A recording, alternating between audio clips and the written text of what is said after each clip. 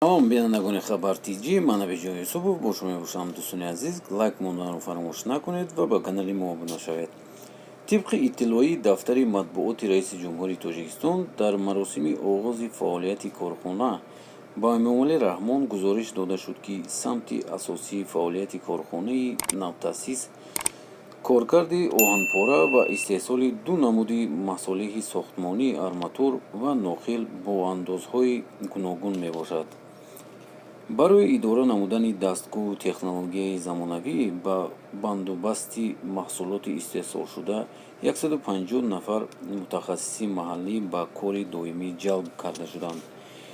иқтидори истеҳсолии корхона дар як сол 60,000 тонна арматур ва нохил буда, сифати маҳсулот дар асоси таҳлили мутахассисон ба стандартҳои байналмилалӣ ҷавобгӯ мебошад. манбаъ афзуд, ки пеш аз ашёи хом ба корхона қисман аз дохили ҷумҳурӣ ва хокаи кимиёвӣ он аз ҷумҳурии Қозоқистон дастрас шуда, дуди ғализи он бо истифода аз дастгоҳҳои махсус коркард ва безарар гардонда мешавад.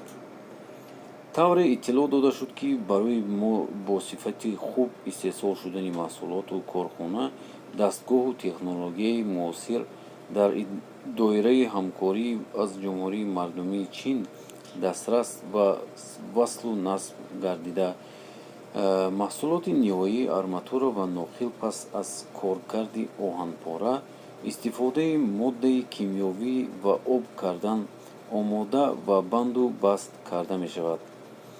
дар асоси иттилооти китоботи раиси ҷумҳур, айни ҳол дар ноҳияи Рӯдакӣ 127 корхонаи хурду бузурги истеҳсолӣ фаъолият доранд. дӯстони азиз, ин буд видеои имрӯзаи мо. ман бо шумо раҳмати калом